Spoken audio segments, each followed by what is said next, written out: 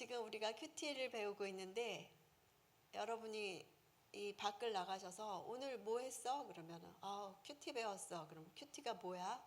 전혀 큐티를 모르는 사람이 큐티가 뭐야? 그러면 뭐라고 하실 거예요? 한번 말씀해 보세요. 뭐라고 할지. 큐티는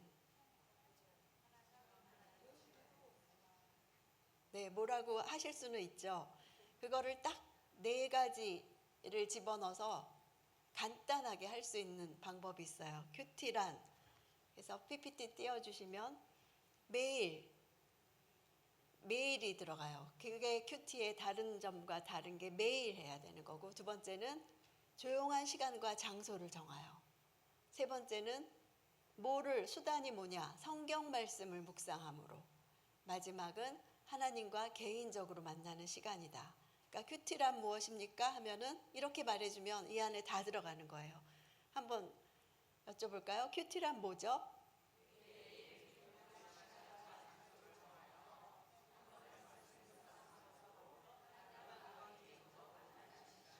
딴 사람 보고도 할 수 있을까요? 옆에 사람 보고, 저 보지 말고. 큐티란 무엇이죠?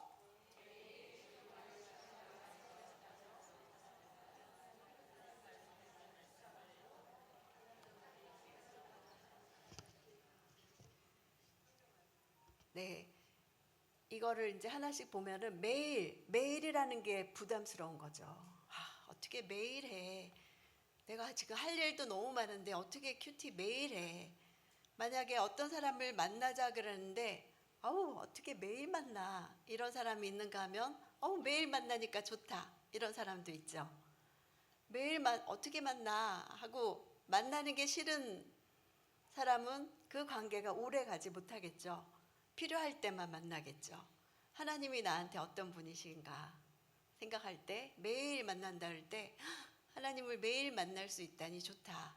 이렇게 생각이 드는지 지금 하는 일도 많은데 어떻게 매일 만나 이런 생각이 드는지 그것이 나와 하나님과의 관계를 말해주는 거죠.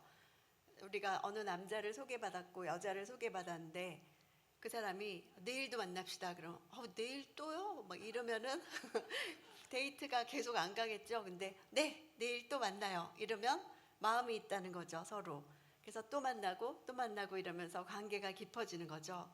그러니까 관계가 깊어지기 위해서는 만나야 되는 거죠. 계속 만나는 거. 만나기가 부담스럽다면 그 사람이 나한테 어떤 존재인가, 어떤 의미가 있나, 하나님하고 바꿔서 내가 매일 지금 큐티하지 않는 이유는 뭘까? 하나님하고 매일 만나는 게 기쁘지 않고 아까 에스겔서 말씀에 입에 꿀처럼 달다 그랬는데 그런 건 난 평생 느껴본 적이 없다. 하나님 말씀이 꿀처럼 달다는 거는 느껴본 적이 없다. 이런 관계인지 한번 생각해 보세요. 하나님과의 나와의 관계. 그 다음 두 번째가 조용한 시간과 장소를 정하여잖아요. 그러니까 큐티는 만남이기 때문에 시간과 장소를 정해지지 않으면 만나지지가 않아요. 인격적인 분이시기 때문에 우리가 동창을 길에서 몇십 년 만에 만날 수도 있죠. 이게 몇 년 만이야 하고 우리 진짜 만난 지 몇 년 됐지 뭐 졸업한 지 처음 아니야 막 이렇게 하고는 우리 또 만나자 그래 그리고 헤어지면 또 만날 수 있어요. 몇십 년 후에 또 우연히 만나기나 할까 못 만나죠. 그런데 너무 반가워서 우리 뭐 다음 주에 다음 달에 몇 시에 어디서 만나자 하고 적으면서 딱 시간과 장소를 정하면 만나지죠. 하나님도 마찬가지예요. 시간 있을 때 해야지 못해요. 24시간이 있어도 시간 있을 때 하려고 그러면 못해요. 근데 시간을 정하는 거죠. 나는 아침에 하는 게 좋겠다. 나는 아침에 맨날 나가니까 자기 전에 저녁 때 하는 게 좋겠다. 애들 다 나갔을 때 낮에 하는 게 좋겠다. 이렇게 자기가 아무의 방해도 받지 않고 할 수 있는 조용한 시간과 장소도 집이 이 방도 있고 저 방도 있고 거실도 있고 식탁도 있고 다 있지만 나는 여기를 딱 정해야지. 저는 이사를 가면 제일 먼저 어디다가 정할까? 어디를 해서 어느 방 귀퉁에라도 요만한 제가 큐티하는 책상은 요거보다 더 작은 그런 거를 구했어요. 그래서 딱 거기에 생명의 삶 하나 놓고 노트 하나 놓으면은 꽉 차는 그걸 정하고 앉은뱅이 의자 하나 놓고 뭐 밥을 딱 눌러놓고 25분 뒤에 밥 되면 그 사이라도 딱 앉으면 이게 펼쳐져 있어서 할 수 있게. 아침에 했다고 그 말씀이 다 깨달아지는 것도 아니고 또 보고 또 보고 또 볼수록 그 안에서 계속 나오거든요. 씹을수록 다른 맛이 나오는 것처럼. 그래서 정말 귀퉁이에, 방 귀퉁이에, 책상 귀퉁이에, 책상에 앉으면 안 되더라고요. 왜냐면 책상에는 너무 할 일들이 펼쳐져 있어서 이거 했어야 되는데, 이거 해야 되는데 하고 마음을 뺏겨요. 그래서 거기는 온전히 생명의 삶만 있고 하나님께 기도하는 자리로만 정해놓은 장소가 있죠. 거기 딱 앉으면 하나님하고만 1대1로 앉아 있는 것 같이 그렇게 외부적으로 조용한 시간과 장소도 필요하고요. 이 외부적으로 만드는 것도 너무 어려워요. 우리 너무 분주하죠. 그리고 산만해요. 제가 제 삶을 이렇게 보면은 큐티 하든지 뭘 하든지 이게 어른 ADHD구나. 목말라서 물 마시러 부엌에 갔다가 그 옆에 안 치워진 그릇 보면 또 설거지 하다가 또 옆에 보면 쓰레기를 안 치워서 그거 버리다가 또 옆에 보면 시들시들한 화초 보여서 물 주다가 이러다 보면 내가 왜 여기 와 있지를 몰라요. 거기서 한참 시간을 보내고 다시 돌아오면 내가 그것 때문에 갔는데 이렇게. 그래서 ADHD 그 증상이 있거든요. 그러니까 외부적으로 조용한 시간과 장소를 정하는 것도 어려운데 그거는 습관이죠. 그래서 우리가 영화관이나 뮤지컬, 연극만 가도 핸드폰 꺼놓으라고 이렇게 하는 이유가 방해받지 않게 하는 거잖아요. 근데 일단 외부적으로 조용한 시간과 장소를 정했어도 딱 하나님과만 홀로 이렇게 독대를 했을 때 하나님께 집중하기가 또 어려워요. 외부적으로 차단하기도 어려운데 분주하게 살고 산만하게 살다가 딱 하나님 조용하게 앉아 있으면 이 안에서 또 시끄러운 게 올라와요. 아까 어제 그 김 집사님이 한 얘기가 그게 무슨 뜻이지? 왜 표정을 그렇게 한 거지? 의미가 뭐야? 왜 나한테 그렇게 하는 거지? 오늘 아침에 남편 나갈 때 왜 그런 식으로 나가는 거지? 나한테 뭐 할 말이 있는 건가? 우리 애는 왜 저러지? 이렇게 조용하면 또 이 안에서 시끄럽게 올라와 가지고 걱정, 두려움, 불신, 해결되지 않은 갈등, 분노 이런 게 또 조용하니까 그런 게 올라와요. 막 돌아다닐 때는 올라오지 않다가. 그래서 혼자 있으면 내 마음이 얼마나 복잡한지를 깨닫게 돼요. 그런 거를 거절을 하지 않고 계속 생각하면 꼬리에 꼬리를 물고 계속 되죠. 지금 하나님 앞에 앉아 있다고 앉았지만 이 생각이 계속 다른 거를 생각하게 되는 거죠. 천지를 헤매고 다니고 중국에도 갔다가 미국에도 갔다 미국 왜 그런 거지? 막 이렇게 하고 그거에 대해서 유튜버가 뭐라고 했는데 이렇게 계속 다른 생각을 하게 되죠. 그래서 이 큐티하는 습관은 조용한 시간과 장소를 정한다. 이거는 정말 훈련이 되지 하는 내가 시간을 정해놓지 않는 한은 맨날 놓치게 되고 그런 식으로 있다가 보면 나갈 시간 됐네 하고 발딱 일어나서 나가게 돼요. 졸리다고 이제 자야 되겠네 하고 자게 되고 이렇게 되죠. 사람의 경우 한 가지 생각에 집중할 수 있는 시간이 8초 내지 10초래요. 그러니까 한 가지 생각하다가 또 금방 딴 데로 옮아가고 이런 식으로 시간을 금방 보낼 수가 있게 되는 거예요. 그러니까 주님께 집중하려고 해도 잠깐만 8초 만에 딴 생각이 드는 거예요. 훈련이죠.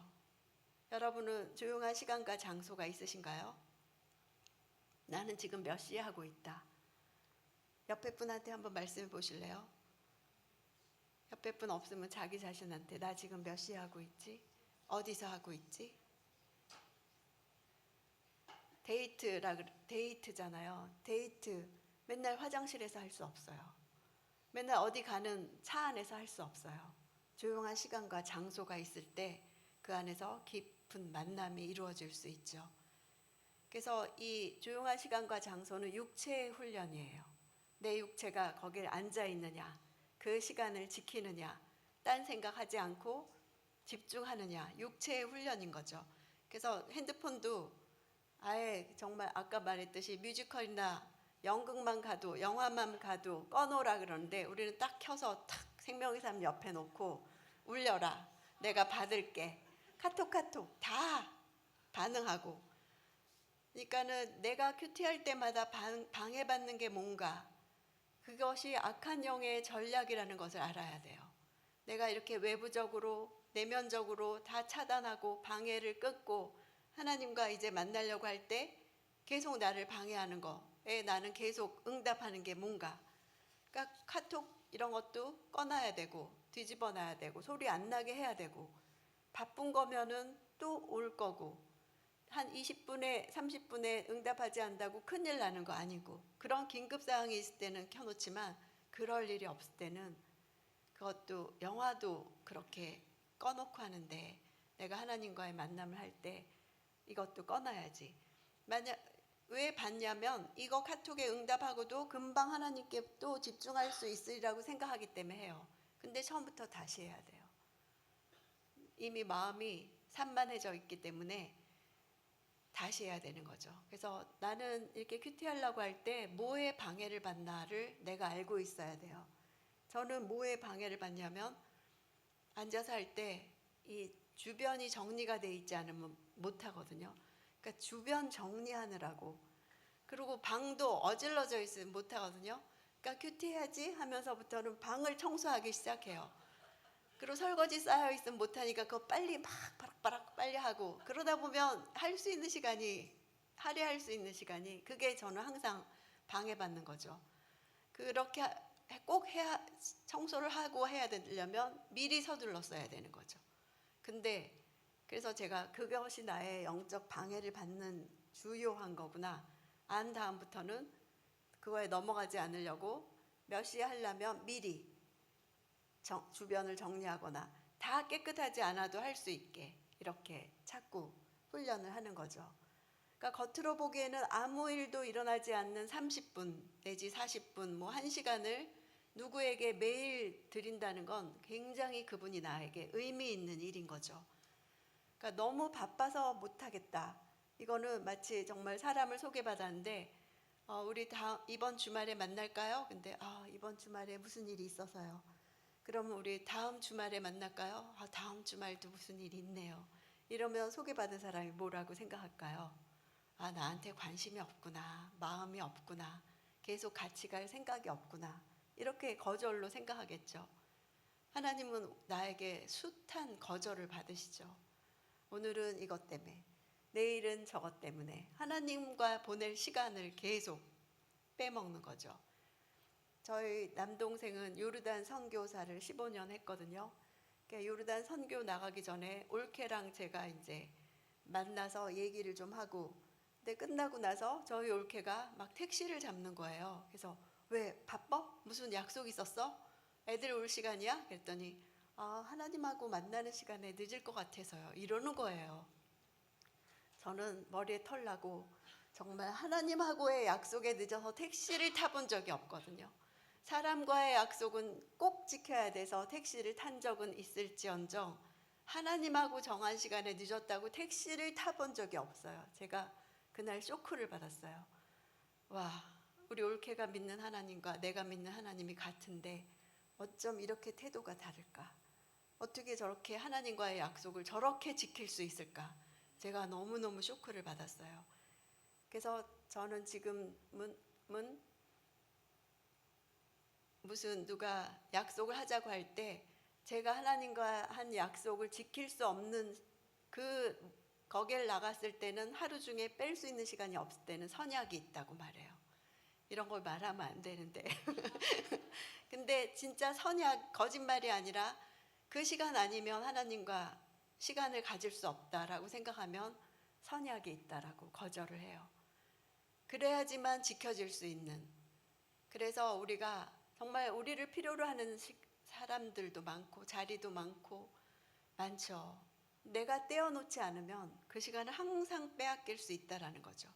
그래서 그 사람과의 약속을 언제든 무슨 일에든 깰 수 있는 사람과의 관계는 어떨까요?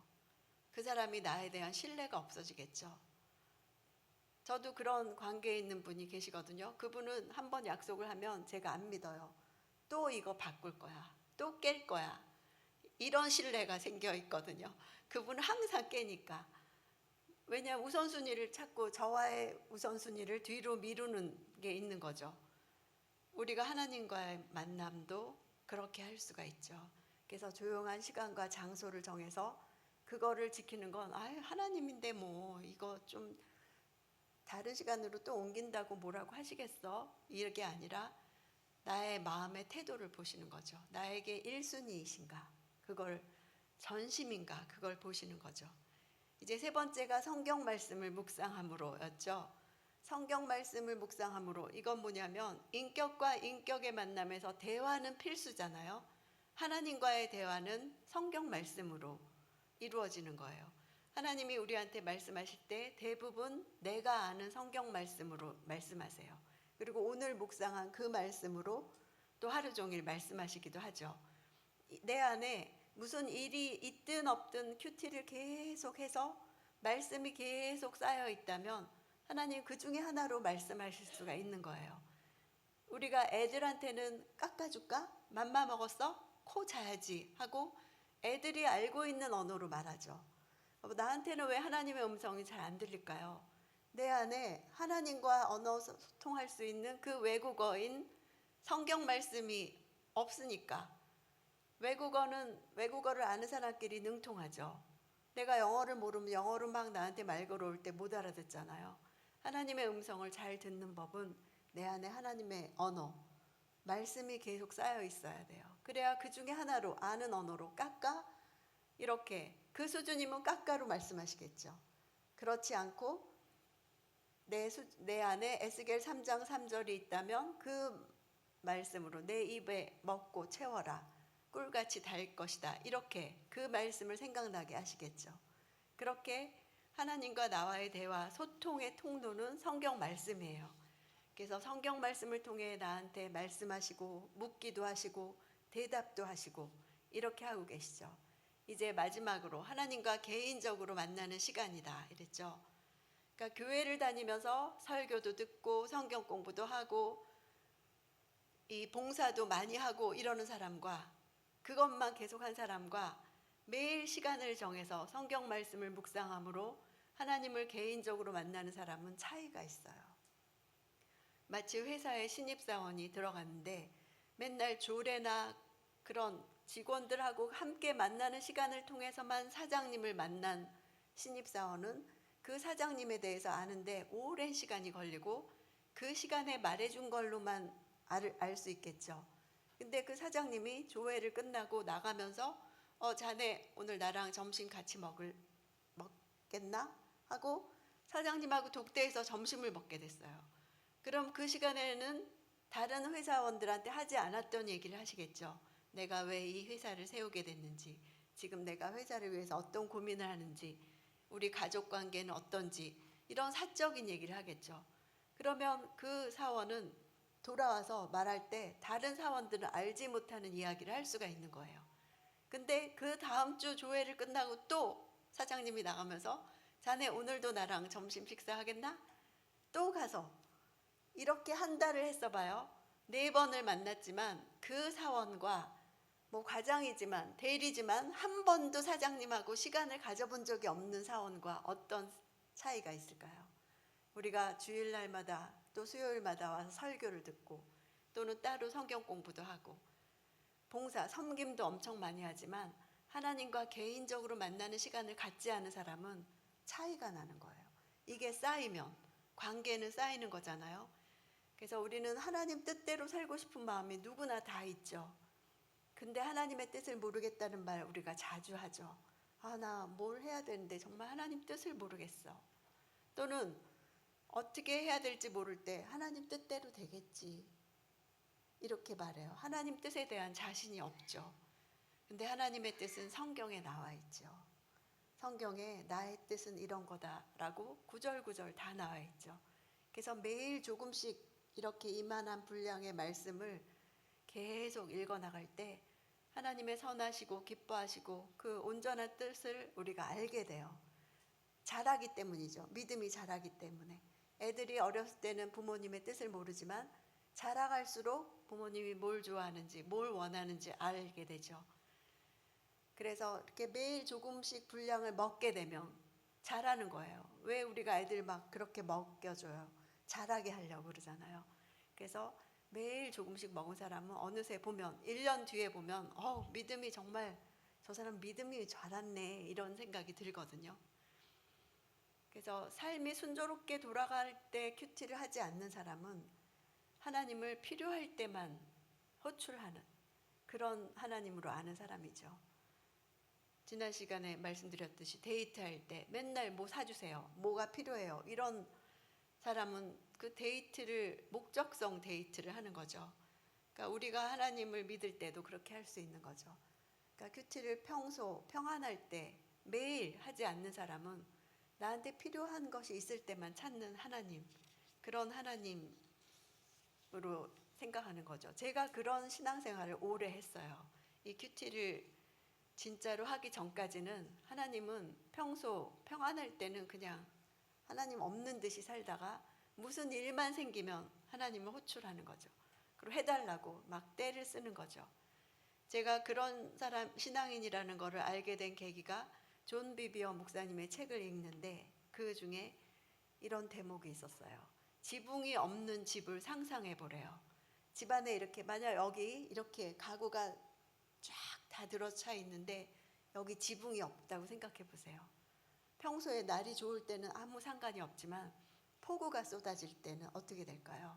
다 젖겠죠. 그러면 우리 성도님들이 와서 의자 다 날르고 햇볕 있는데 다 내다가 말리고 말려서 쓸 수 있는 건 쓰겠지만 막 젖어서 도저히 쓸 수 없는 건 버리겠죠. 그러면 새 가구 들여놓고 말려서 다시 들여놓고 이렇게 했는데 또 폭우가 와요. 그러면 또 똑같은 일을 또 해야 돼요. 그 집의 문제는 그렇게 가구를 말리고 새 걸로 사놓는 게 아니라 뭐가 문제인 거죠? 지붕을 얻는 게 문제인 거죠.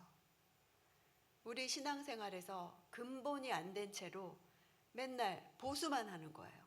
오늘은 이런 일이 터졌네. 나는 이렇게 신앙생활 하는데 왜 우리 자녀에게 이런 일이 터졌지? 왜 우리 부모님께 이런 일이 터졌지? 맨날 보수만 하는 거예요. 말려야지. 새로 장만해야지. 문제만 해결하는 거죠. 결과적 현상만을 붙들고 애쓰는 거죠. 그러나 그 집의 근본은 지붕을 얻는 거. 그 마치 지붕을 얻는 것. 그래서 폭우가 와도 집이 망가지지 않는 건 하나님과의 관계죠. 매일 하나님과 이 관계를 쌓아나가는 것이 내 집에 지붕을 얻는 삶인 거죠. 어떤 일이 있어도 집이 엉망이 되지 않는 것. 폭우에 대비할 수 있는 준비가 돼 있는 것. 그것이 지붕이 있는 삶, 근본이 돼 있는 삶이죠. 나는 누구며 하나님은 어떤 분이신지 그것은 말씀 안에 나타나 있습니다. 그래서 무슨 일이 있든 없든 매일 조용한 시간과 장소를 정하여 성경 말씀을 묵상함으로 하나님과 개인적으로 만나는 시간을 갖는 사람이 그런 준비가 돼 있는 삶을 살 수가 있는 것입니다. 이제 큐티의 순서를 보면요. 큐티에 무슨 순서가 있을까? 그리고 이렇게 조각조각 내가 이렇게 조각조각 해야 되나? 그건 아니에요. 근데 그거를 이제 설명드리기 위해서 이렇게 나눠보면 보통 우리가 시작 기도를 하죠. 그 다음에 본문을 펴서 읽죠. 그리고 관찰과 묵상을 하죠. 그리고 나에게 어떤 걸 적용할까 생각해 보죠. 그 다음 적용 기도를 하죠. 그 다음에 나누죠. 이런 단계로 자연스럽게 이렇게 하게 돼요. 그래서 이거 하나하나를 설명드릴 때 나는 지금 이런 거가 좀 부족하구나. 이 파트가 부족하구나를 도전을 받으셨으면 좋겠습니다. 시작 기도에 뭐라고 써 있죠? 한번 같이 읽어볼까요? 시작.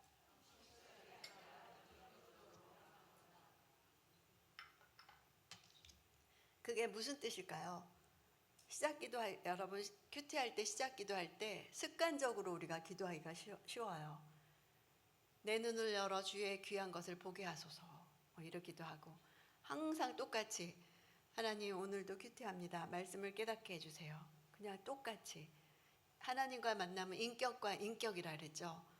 내가 어느 집사님을 만났는데 집사님 정말 잘 지내셨어요? 그렇게 인사를 했는데 더 사이가 깊어지고 그래도 똑같이 맨날 아, 집사님 잘 지내셨어요? 그 말밖에 안 해요.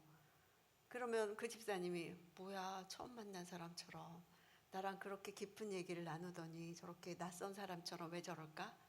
우리가 하나님께 맨날 똑같은 시작 기도로 시작할 수가 있다는 거죠. 인격적으로 한다는 건 뭐냐면 우리가 사람을 인격적으로 만날 때 어떻게 해요?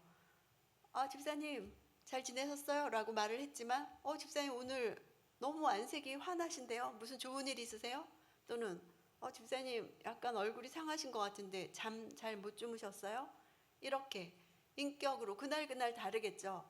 오늘 옷 너무 화사하게 입으셨어요. 이럴 수도 있고 다른 거예요. 매일 하나님도 다른 거예요. 그러니까 오늘 볼 때 하나님 전 지금 10분 뒤면 나가야 돼요. 그럴 때 하게 되면 10분 뒤면 나가야 돼요. 하나님. 그렇지만 시간의 주인은 하나님이신 것을 믿습니다. 10분 동안이라도 하나님과 깊은 교제를 나눌 수 있게 해주세요. 이게 10분밖에 안 남은 날의 시작 기도인 거죠. 또는 오늘 돈을 해결해야 되는데 돈이 마련 안 된 날이었어요. 그러면 하나님 지금 저는 얼마가 해결돼야 되는 문제로 꽉 차 있어서 큐티를 해도 하나도 귀에 안 들어올 것 같아요. 그러나 내 재정의 주인은 하나님이신 것을 고백합니다. 이 문제에 집중하지 않고 하나님이 나한테 뭐라고 하시는지를 듣게 해주세요. 이것이 그날의 시작 기도가 되는 거예요. 또는 아무 일이 없으면 하나님 오늘 이렇게 좋은 날씨를 주셔서 너무 감사합니다. 이렇게 아무 일도 없이 일상을 지킬 수 있고 이렇게 책을 펴서 하나님과 이 조용한 시간을 할 수 있도록 평안한 일상을 주셔서 너무 감사합니다. 이것이 그날의 시작 기도도 될 수 있죠. 그러니까 내가 지금 누구를 만나려는가가 확실하게 정해지는 게 시작 기도예요. 시작 기도부터 형식적으로 되고 습관적으로 되다 보면 마음이 안 들어간 만남인 거죠. 우리 옛날 계셨던 라준성 목사님은 그래서 큐티할 때 차를 2잔을 딱 놓고 시작하신대요. 하나님이 내 앞에 앉아 계신다 생각하고 하려고. 내가 그렇게 안 되니까 그렇게 인위적으로라도 차 2잔을 놓고 누구를 만나는가를 내가 확실히 하면서 하는 거죠. 그래서 내가 지금 누구랑 이 만남을 시작하려는 건가, 그걸 생각하면서 시작 기도를 하는 거죠. 우리가 손님이 온다 그러면 미리 방을 막 다 치우잖아요. 근데 예고도 없이 갑자기 전화가 오더니 나 지금 아래인데 올라갈게 이러면 어떻게 청소해요? 막 다 던져 넣죠. 막 내 눈으로 볼 때는 뭐 컵이 몇 개가 나와 있던 아무 상관도 없었고 뭐 이불이 소파 위에 올라와 있어도 아무렇지도 않았는데 그 순간 딱 보면 누구의 눈으로 보는 거예요. 내 방을. 올라올 손님의 눈으로 내 방을 딱 봤더니 이게 뭐야 그러고 막 다 던져 넣는 거죠. 그러니까 이 시작 기도에 막 회개 기도까지 할 필요가 없는 거예요. 내 깊은 내 고질적인 회개 문제까지 할 게 아니라 그 순간 지금 하나님과 만날 때 방해되는 것만 치우면 돼요. 시간이 없다 이런 거, 재정 문제가 있다, 또는 아침에 식구들과 관계가 안 좋았다, 그러면 그것만 하나님 오늘 남편이 제 마음을 너무 상하게 했는데 복수해주고 싶어요. 근데 그 마음을 내려놓고 하나님이 뭐라고 하시든 순종할게요. 이것도 그 하나님의 눈으로 볼 때 이 말씀을 먹지 못할 그거를 긴급한 걸 해결하는 거죠. 시작 기도에는 그렇게 딱. 그래서 준비 기도할 때, 이 시작 기도할 때부터 집중이 안 되고 이제 하려고 할 때 아참 누구한테 연락해야지 하고 연락하고, 또 뭐 가지고 나가야 되는데 잊어버릴라 그리고 또 나가서 현관에 그거 갖다 놓고 이렇게 생각이 나요. 그럴 때 옆에 메모지 하나만 있어도, 아니면 생명의 삶 귀퉁이에 적는 거예요. 뭐 김 집사 줄 거 가지고 가기, 냉동실에서 생선 꺼내 놓기, 뭐 화초에 물 주기, 누구한테 카톡하기, 쓰기만 해도 20분 뒤에 한다고 큰일 나지 않는데도 우리가 발딱발딱 일어나가지고 계속 집중을 못하는 거거든요. 우리가 어디 카페에 갔을 때 이제 이 사람하고 만나려고 둘이 앉아 있는데 이 옆에 있는 테이블에 있는 사람이 자꾸 말을 걸어요. 혹시 지금 몇 시인지. 그러면 네 지금 몇 시인데요.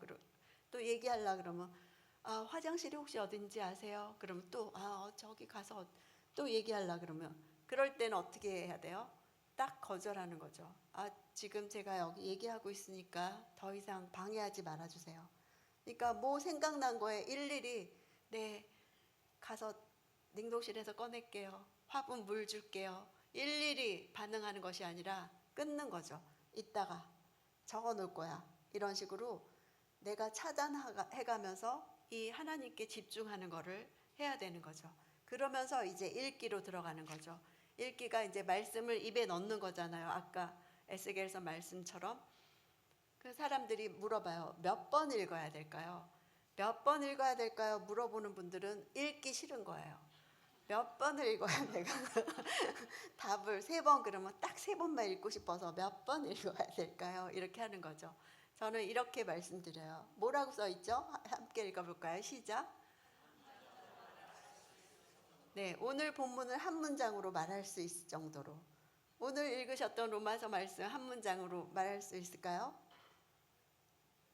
아까도 말씀하셨던 것처럼 정말 죽은 자를 살리시며 없는 것을 있는 것 같이 부르시는 하나님. 이렇게 딱 만약에 한 문장으로 말할 수 있다면 오늘 본문의 중요한 핵심을 내가 알고 하루 종일 사는 거죠. 그렇지만 뭐였지? 뭐 어려운 말씀이었는데 이러면은 오늘 대화가 없었던 거예요. 제가 여기 양지까지 와가지고 여기 딱 들어와서 많이들 오셨네. 그리고 그냥 가버리면 온 거예요? 아니에요. 근데 제가 여기 서서 지금 한 30분 말씀드리면 여기서 이까지만 하고 갔어도 여러분이 제가 한 말 한마디라도 남죠. 그게 인격과 인격의 만남인 거거든요. 대화가 있는 거죠. 그러니까 읽을 때 오늘 본문이 뭐였냐 한 문장으로 말할 수 있는, 그래서 누구를 만났을 때 오늘 본문이 이거였잖아 이렇게 말할 수 있도록 그렇게 되기까지 읽는 거예요. 내 상태가 좋으면 어느 날은 한 번만 읽었는데도 그렇게 말할 수 있고요. 상태가 안 좋으면 10번을 읽어도 못 말해요. 산만하고 분주해서 계속 딴 생각을 해서. 그러니까 몇 번을 읽어야 될까요? 답은 없어요. 그날 달라요. 그래서 읽고 한 문장으로 말할 수 있을 때까지. 그래서 성경은 하나님의 뜻이 적혀 있다 그랬잖아요. 그 하나님의 뜻을 알려면, 하나님의 계획과 목적과 생각을 알려면 본문이 뭔가 정도는 알아야 그 다음을 들어갈 수가 있는 거죠. 그렇지 않으면은 내 상황에 이 말씀을 끼워 맞춰가지고 본문과 전혀 다른 맥락에서 큐티를 하게 되는 거죠. 그렇게 한 문장 정도로 읽었다면 그 다음이 관찰과 묵상인 거죠. 관찰과 묵상 옆에 뭐라고 써 있죠? 시작. 네, 여러분은 이 성경 말씀이 항상 생생하게 느껴지세요? 아니면 맨날 있는 말씀이지 이렇게 느껴지세요? 어떻게 하면 성경 말씀을 생생하게 내가 받을 수 있는가? 이 성경은 처음부터 나를 위해 쓰여진 책이 아니에요. 2025년 9월 달을 사는 나에게 쓰여진 책이 아니에요. 이 책을 처음 받은 첫 독자가 있어요. 원독자. 원독자에게 쓰여진 책을 내가 지금 읽는 거예요. 그 원독자에게는 하나님이 이 말씀을 하실 때 그들의 삶을 바꿀 만큼 그런 말씀들이었어요. 그 사람의 가장 지금 있는 상황에 맞는 중대한, 그 사람의 변화를 일으킬 만한, 방향을 바꿀 만한 말씀들이었어요. 원독자, 당시 사람들에게는. 근데 그래서 그 사람들의 인생은 바뀌었는데 그 말씀을 지금 내가 읽을 때는 내 상황이 아니니까 생생하게 다가오지가 않는 거죠. 그냥 항상 365일 있는 말씀인 거예요. 그런데 그래서 관찰과 묵상할 때는 첫 번째로 관찰할 게 뭐냐면 이 말씀을 당시 사람들은 어떻게 들었을까? 이렇게 생각해야 되는 거죠. 오늘 말씀같이 죽은 사람을 살리시며 없는 것을 있는 것 같이도 내가 지금 죽을 지경이고 내가 지금 없고 이런 상황이라면 이것이 다르게 들리겠죠. 맞아, 하나님은 죽은 사람도 살리시지, 이렇게 들리겠죠. 아브라함이 그랬던 거죠. 아브라함이 죽은 자와 같이, 자기는 이미 아기 낳을 능력이 없고 아내도 없는 죽은 자와 같고 자녀 없고 이런 죽은 자와 같고 없는 자 같을 때 아브라함이 하나님의 약속을 들을 때는 너무 다른 거죠. 근데 그 당시 사람들은 그렇게 들었을 텐데 나는 그렇게 듣지 못한다면 먼저 당시 사람들에게 어떤 의미였을까를 관찰하는 거예요. 아, 그 사람들에게는 이 말씀이 생명과 같았겠다. 소망이 생겼겠다. 그러면 지금 나의 상황에 내가 죽은 자와 같이 생각하고 있는 건 뭐지? 내가 없다고 생각하는 건 뭐지? 이렇게 1차 관찰이 그 당시 사람들은 어떤 의미였을까? 이걸 하면 성경이 생생해지고 그 다음 묵상으로 들어가면서 내 이야기가 되어지는 거예요. 그래서 첫 번째 원독자에게 어떤 의미였을까를 먼저 생각하는 게 첫째예요. 그럴 때 어느 본문이든지 살아나요. 그러니까 우리들의 삶도 이 성경에 있는 사람들의 삶과 같이 갈등의 연속이고 선택해야 되는 삶들인데 이 하나님 말씀이 내 삶과 동떨어진 것처럼 느껴진단 말이에요. 근데 당시 사람들에게는 어땠을까를 생각하면 그때 사람들이나 지금의 나나 이 어려운 거나 사람 사는 건 다 똑같은 거예요. 1000년 전이나 2000년 전이나 똑같은 거예요. 그래서 하나님 뜻대로 그들이 살도록 방향이 바뀌었다면 지금의 나도 하나님의 뜻대로 살 수 있도록 이 말씀이 나를 바꿀 수가 있는 거죠. 그래서 그 당시 사람들에게는 어떤 의미였을까를 알기 위해서는 로마서를 받는 성도들이 어떤 사람들인가 배경을 알아야 돼요. 그리고 그 당시 상황은 어땠을까?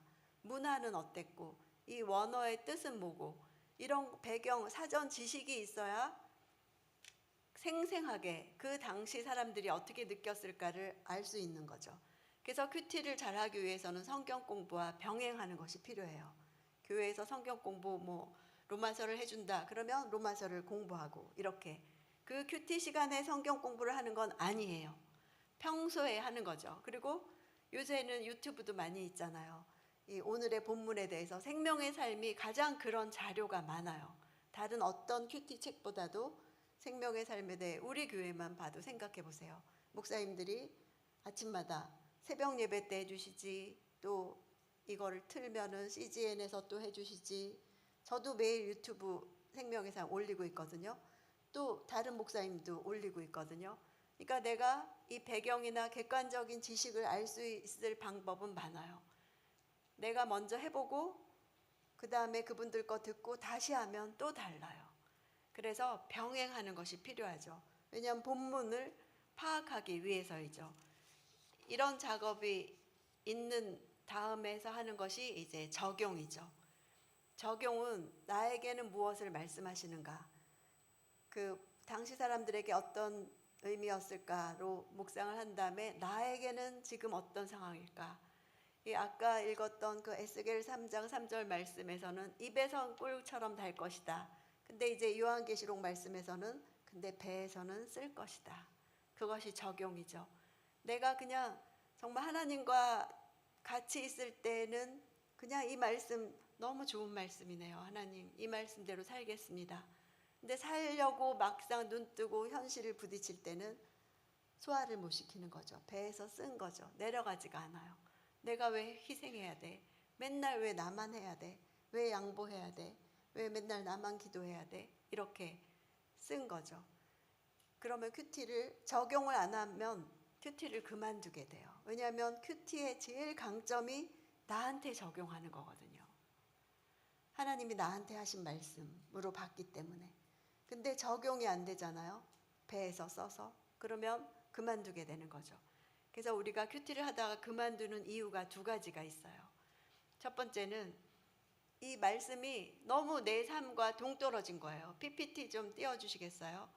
그러니까 큐티를 하다가 그만두는 이유 첫 번째는 말씀이 내 삶과 동떨어지게 느껴지고 비현실적이라고 느껴지기 때문에 내 지금 상황은 이렇게 급박한데 무슨 에스겔 말씀이고 로마서 말씀이야 하고 동떨어진 것처럼 이거는 아까 말씀드렸듯이 그 당시 사람들에게는 에스겔 때 사람들 얼마나 긴박했어요.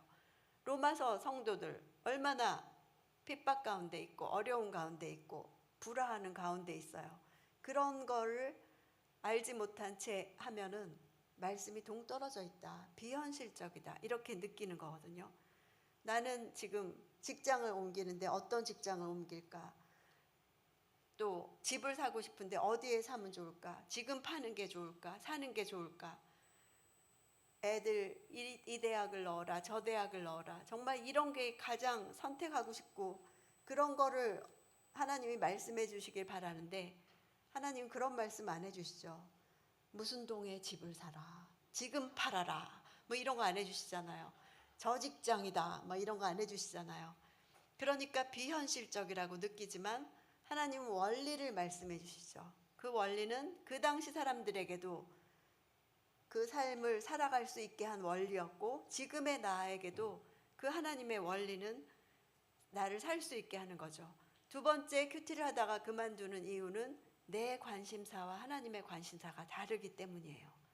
무슨 말이냐면 내가 듣기 원하는 것과 하나님이 나에게 말씀해 주고 싶으신 것이 다른 거죠. 나는 하나님이 말씀해 주고 싶으신 걸 별로 알고 싶지가 않아요. 내가 원하는 걸 듣고 싶어요. 그렇기 때문에 이 말씀을 볼 때 다가오지 않는 거죠. 난 지금 이게 중요한 게 아니에요, 하나님. 너무 이렇게 추상적인 말씀만 하지 마세요. 이 말씀대로 살 수 있는 사람이 얼마나 된다고 그러세요. 이렇게 다가오지가 않고 듣고 싶지 않은 거죠. 근데 하나님은 성경을 통해서 계속 나에게 말씀하고 싶으신 것을 말씀하시는 거예요. 성경을 묵상하다 보면 이게 이스라엘의 이야기잖아요. 구약도 신약도. 근데 적용을 하다 보면 이것이 내 이야기인 것을 알게 되거든요. 간혹 그 새신자들이 이렇게 질문을 하죠. 왜 우리가 이스라엘 역사를 읽어야 되냐? 공부해야 되냐? 왜 기독교인은 맨날 이스라엘 책을 이렇게 읽으라고 하냐? 이렇게 하죠. 이스라엘 역사가 다른 나라 역사와 다른 이유가 있죠. 많은 나라와 이스라엘 역사가 다른 이유는 이스라엘 역사는 구원의 역사라는 거예요. 그거를 구속사라고 하죠. 이스라엘 역사는 하나님이 한 개인을 구원한 이야기, 한 가문을 구원한 이야기, 한 민족을 구원한 이야기예요. 처음부터 끝까지. 그런 사람들, 그런 가족들, 그런 민족의 이야기예요. 하나님은 이스라엘이라는 작고 이름 없는 나라를 택해서 샘플로 그걸 보여주셨어요. 하나님은 온 세계 많은 다른 나라들도 이렇게 살기를 원하신 거예요. 그래서 샘플로 제일 보잘것없는 나라를 택하셔서 내가 이렇게 하고 싶은 거야. 이렇게 사람을 구원하고 싶고 가족을 구원하고 싶고 민족을 구원하고 싶은 게 나의 뜻이야. 이걸 보여주고 싶으신 거죠. 그러니까 왜 우리가 이스라엘 이야기를 읽어가 아니라 이 안에서 온 인류를 향하신 하나님의 뜻을 얻게 되는 거죠. 우리나라도 그걸 알아야 되는 거죠. 이스라엘의 이야기처럼 우리나라가 돼야 되는구나.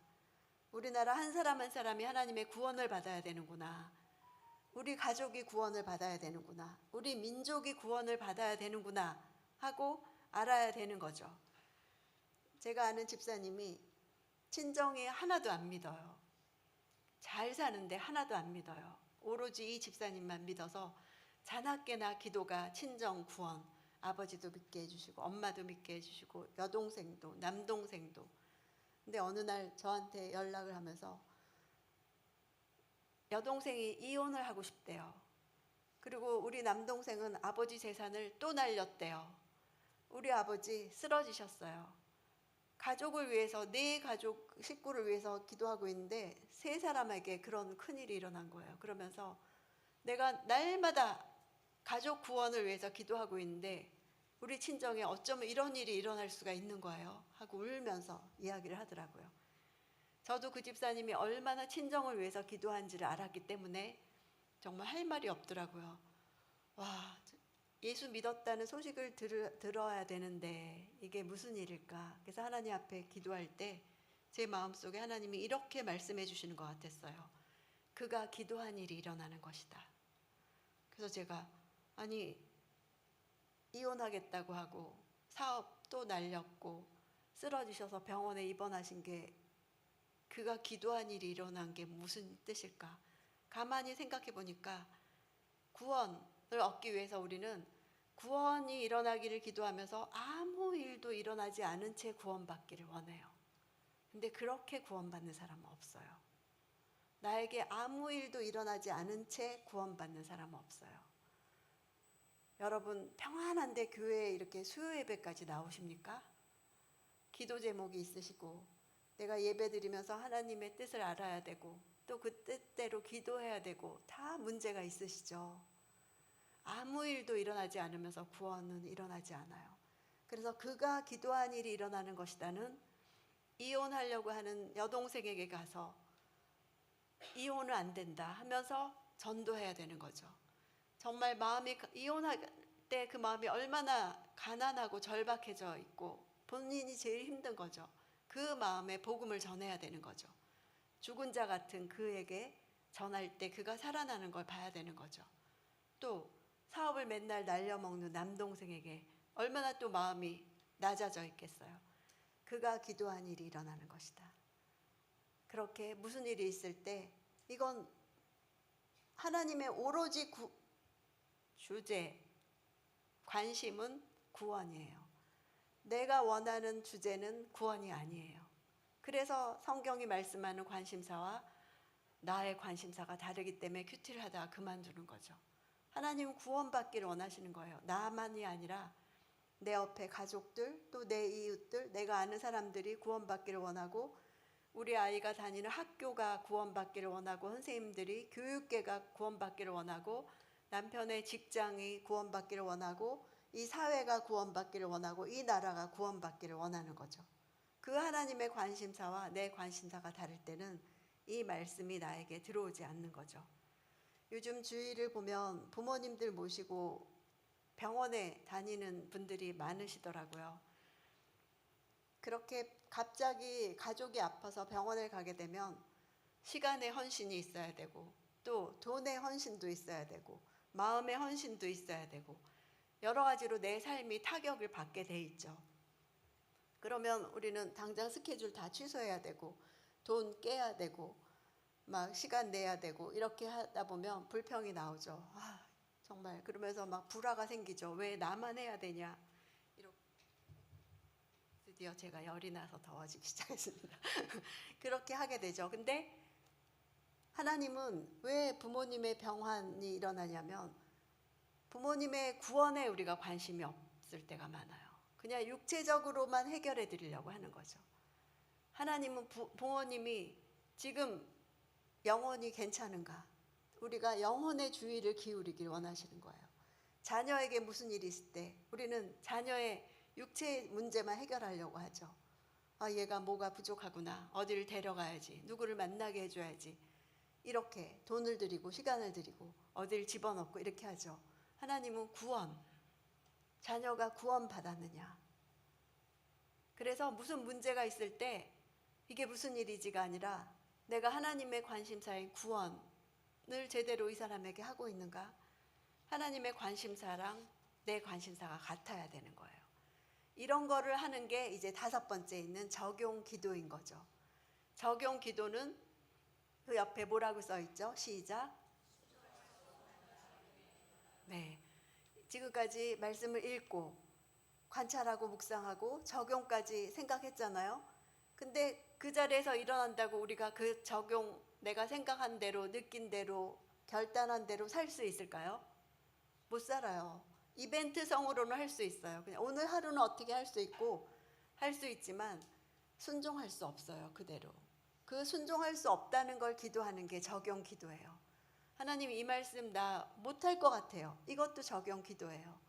못할 것 같지만 해보겠습니다도 적용 기도예요. 그 순간 내 안에서 올라오는 불평을 기도하는 것도 적용 기도예요. 씨름하는 거죠.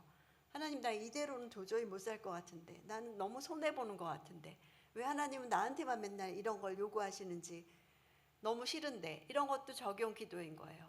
이 씨름은 내가 이기기 위해서가 아니라 하나님께 굴복할 수 없는 나를 하나님이 이기시라고 하는 기도인 거죠.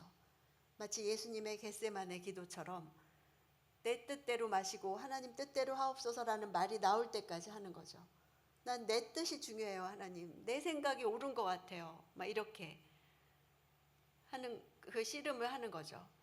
그래서 큐티와 기도는 함께 가는 게 제일 좋아요. 여러분들이 새벽 기도를 가신다면 그 전날 밤에 큐티를 하시고 오시면 이제 목사님이 객관적인 얘기를 해주시죠. 그 다음에 개인적 기도를 하실 때 그 말씀을 붙들고 적용 기도부터 하세요. 하나님, 내가 어젯밤부터 묵상한 말씀, 이 말씀대로 내가 살기 위해서는 너무 내가 희생도 많이 해야 될 것 같지만 하고 이 씨름하는 기도를 하는 거죠. 그리고 그 말씀으로 맨날 똑같은 레파토리로 가족을 위해서 맨날 주문 읊듯이 하죠. 그리고 그게 다 끝나야 일어서잖아요. 그렇게 하지 않고 하나님, 이 말씀대로 살지 못하는 우리 남편, 우리 아내를 위해서 기도합니다라고 매일 새로운 내용으로 가족을 위해서 기도할 수가 있는 거예요. 우리 며느리 이런 진리대로 살 수 없고 너무 힘들어하는 우리 며느리 이 말씀대로 살 수 있도록 성령님 힘을 주세요 하고 그 말씀으로 며느리를 위해서 기도하고, 이렇게 할 때 날마다 며느리, 자녀, 배우자, 부모님을 위해서 기도할 때 다른 내용으로 새롭게 하나님 뜻대로 기도할 수 있죠. 하나님 뜻대로 기도할 때 그 기도가 응답이 되는 거예요. 내가 생각한 기도를 할 때 왜 이렇게 응답이 안 되지? 우리는 남이 할 회개도 내가 대신해서 회개하면서 기도해줘요. 그가 이런 것을 회개해야 됩니다, 하나님. 그가 이런 것이 잘못됐습니다, 하나님. 이런 것이 고쳐지게 해주세요. 내가 그 사람의 회개를 생각해서 하나님께 고쳐달라고 주문을 하고 있어요. 하나님도 조종하는 거예요. 그러나 하나님은 그렇게 생각 안 할 수도 있어요. 내가 잘못 생각할 수도 있고, 하나님은 그를 나보다 더 사랑하셔서 지금 기다려주시는 걸 수도 있고 다른 방향으로 길을 열어주시려고 하는 걸 수도 있는 거예요. 그래서 하나님 뜻대로가 된 이 말씀을 가지고 기도하는 거예요. 하나님, 이 말씀이 우리 누구에게 적용되기를 원합니다. 저도 되지 않느니 제가 먼저 적용할 수 있게 해주시고, 이 변화된 내 모습을 보고 그가 또 위로를 받게 해주시고 변화받게 해주세요 라고 하나님 뜻대로 기도가 이 적용 기도인 거죠. 그래서 큐티는 처음과 끝이 기도예요. 시작 기도, 인격적으로 시작해서 적용 기도, 순종할 수 없는 나를 위해서 기도. 그러려니 기도가 길어지는 거죠. 뒷시간이 그만큼을 해놓고 기도하는 게 좋은 큐티, 조용한 시간과 장소를 정할 때 내가 그렇게 기도할 수 있는 시간을 정하는 거죠. 우리가 개인적으로 큐티만 할 때는 마치 변화산에 오른 것처럼 예수님과 좋은 시간을 보내요. 아, 말씀 이렇게 이런 뜻이었구나. 오늘 내가 너무 좋은 걸 깨달았다 하고 그냥 그렇게 그 시간을 계속 갖고 싶어요. 근데 변화산에 올랐던 제자들이 산에서 내려오자마자 만난 건 귀신 들린 아들을 데려온 사람이고 그거를 못 고친 제자들이고 그걸 보고 조롱하는 바리새인들인 거죠. 우리 현실에 너무 하나님과 좋은 시간을 보내고 그렇게 살리라 작정을 하고 적용 기도까지 했지만 눈을 딱 떠서 마주하는 현실은 너무 내 이 결심을 무너뜨리고 내가 정말 하고 바랄 걸 바래야지 하면서 그런 현실을 마주하는 거죠. 개인적으로 큐티만 하면 좋은 시간을 보내고 사람들과 만나면 내 평안이 깨지는 것 같고, 그러나 현실에서 말씀을 적용하는 것이 필요한 거죠. 네가 아까 고백한 거 이런 상황에도 똑같은 고백을 할 수 있어? 똑같은 믿음을 유지할 수 있어? 하나님이 물어보시는 거죠. 못해요. 제자들은 못한다고 했잖아요. 그러나 예수님과 함께면 할 수 있는 거예요. 예수님과 함께 변화산에서 시간을 보낸 제자라면 할 수 있는 거예요. 변화산 시간 아무 소용없네. 백날 해봤자 소용없네. 현실에선 귀신 안 나가고 현실에서는 무능력한 나고 나를 비웃고 믿음 생활 비웃고 아무것도 못하네 하고 비웃고, 아니에요. 변화산에서 예수님과 시간을 보낸 경험은 예수님이 와서 귀신을 쫓아내는 걸 보면서 나의 믿음 없음을 또 보게 되고, 그래서 또 믿음을 더해달라고 간구하게 되고 믿음이 자라나게 되고 예수님의 능력을 또 받게 되고 하는 거죠. 그래서 결코 헛시간을 보내는 것이 아니에요. 그래서 적용을 어려워하시는데 당장 행동으로 나타나지 않아요. 그게 옳아요. 그 행동은 그날뿐일 수도 있어요. 똑같은 상황이 펼칠 때 이 근본이 변화되지 않으면 행동으로 나올 수가 없어요. 그래서 나의 근본을 변화시키기 위해서 적용 기도를 하는 거죠. 그래서 내 마음에 실제 변화를 일으키는 주체가 성령님이 되시면 내가 진짜 변한 사람이 되는 거예요. 그렇지 않고 나의 지정의, 내 인격 수준으로 변화됐다라고 느낄 때는 진짜 변화가 아니에요. 우리가 저 사람 변하기 어렵다 그런 말 많이 하잖아. 진짜 나 변하기 어려워요. 근데 그게 쌓이고 쌓여야, 그리고 성령님이 하실 때 진짜 뒤집어지는 역사가 일어나는 거죠. 이제 마지막이 나눔이죠. 나눔 옆에 뭐라고 써 있나요? 시작. 네, 나눔 소그룹이 필요해요. 큐티는 하나님과 개인적으로 만나는 시간인데 왜 내가 그걸 사람들하고 나눠야 되지? 나눠야 되는 이유가 있어요. PPT 보여주시면요. 세 가지. 첫 번째는 개인적으로 큐티할 때 오류가 있을 수 있어요. 큐티방에서 나누다 보면 이 문맥은 그게 아닌데 좀 엉뚱하게 나눌 때가 있어요. 나도 그럴 때 있고 그렇게 하는 사람을 볼 때도 있어요. 그럴 때 그 나눔 방 안에서 리더가 잡아주고 사람들이 뒤에는 이렇게 써 있는데 하고 서로 나누면서 이 방향이 잡아질 수 있죠. 우리는 언제나 오류에 빠질 수 있어요. 왜냐하면 내가 문제가 절박하면 이 본문을 그런 식으로 이끌고 가거든요. 제가 옛날에 큐티 잘하는 분이 있었는데 그분하고 계속, 그분이 이제 조장님처럼 그런 분이었는데 나중에 이 경제가 엄청 어려워졌거든요. 근데 그러면서부터 큐티 적용이 항상 재정 문제가 되는데 누가 나한테 돈을 줄 것이다, 어디에 가면 뭐가 생길 것이다로 적용이 항상 바뀌는 거예요. 그렇게 되는 거예요. 그래서 제가 오류구나. 너무 재정이 절박하니까 모든 본문을 하나님이 나를 재정적으로 도우신다, 이 사람을 통해서 저 사람을 통해서 하고 엉뚱한 목소리를 듣는 걸로 적용을 하시더라고요. 이렇게 공동체가 있을 때 그런 오류가 바로 잡아질 수가 있어요. 두 번째는 이 공동체를 만나는 것이, 교회에서 이제 소그룹을 정해줘서 우리가 나눔 방을 하잖아요. 다 마음에 안 들어요. 나한테 배정된 사람들. 이 사람은 이래서 마음에 안 들고 저 사람은 저래서 마음에 안 들고, 나는 정말 내 마음에 쏙 드는 사람하고만 하고 싶은데 왜 이런 사람을 만나서 이렇게 그룹이 됐나. 다 언제나 그렇게 생각이 돼요. 나 저 사람하고 안 하고 싶어요. 빼주세요. 이런 요청이 항상 있어요. 그래서 그 사람을 다른 데 넣어주잖아요. 거긴 또 다른 적이 있어요. 항상 있어요. 그러니까 이렇게 세팅해 주는 게 하나님이 하시는 거예요. 내가 왜 그 사람을 싫어하는가? 공동체는 나의 거울이에요. 그 사람을 볼 때 나는 혼자 있으면 괜찮은데 왜 저 사람은 꼭 저렇게 나를 걸고 넘어지고, 저 사람은 왜 저런 말투를 써고, 못마땅한 그거가 나의 거울이에요. 내가 왜 저 사람을 못마땅하나? 그게 세 번째죠. 왜 나는 저 사람을 못마땅해 하고 공동체에 와서 내 삶을 나눌 수 없는 이유가 뭔가를 나를 알아야 돼요. 그 사람에게 문제가 있는 게 아니에요.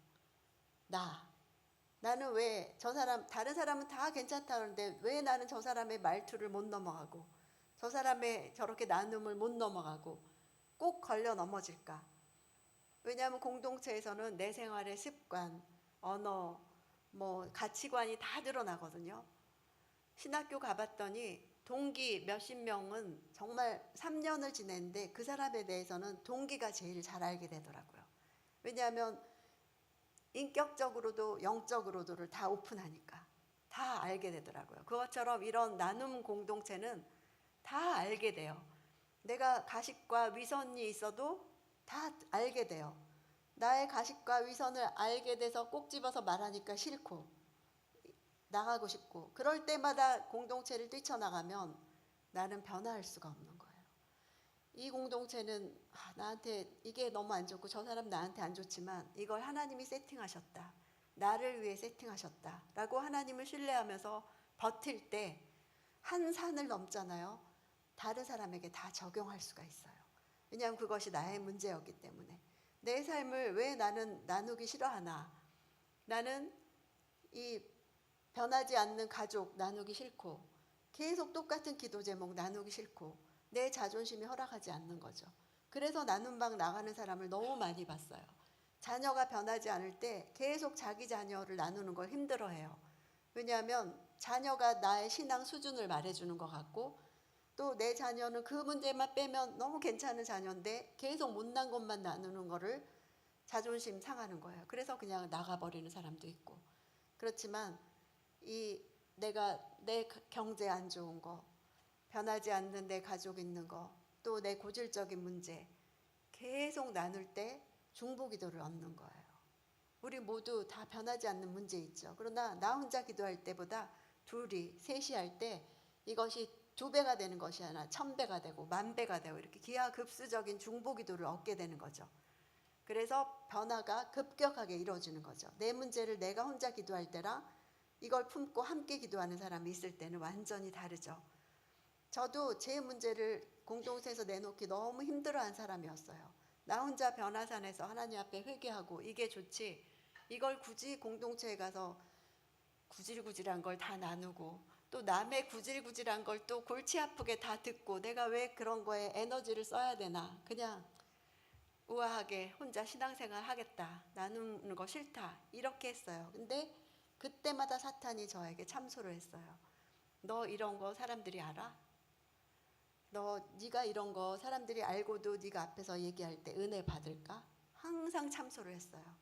그래서 제가 안 되겠구나, 이것도 나눠야, 사람 앞에, 하나님 앞에 회개했지만 사람 앞에도 나눠야 사탄이 나를 더 이상 정죄하지 못하겠구나 하고 이렇게 마이크 앞에서도 나누게 됐어요. 나누지 않은 것이 없게 나누게 됐어요. 그 다음에도 사탄이 너 사람들이 이런 거 알아? 알아. 다 알아. 나는 마이크 대고 했어. 다 알아. 너 이러고도 은혜 받아. 왜냐하면 우리가 다 죄인이기 때문에 남의 죄라는 걸 들어도 에이 저런 거 갖고 뭘 그래 이래요. 왜냐하면 내 죄가 너무 크니까. 진짜 내 죄를 아는 사람은 남을 저랬대 막 이런 사람은 자기가 죄인인 거 모르는 사람이에요.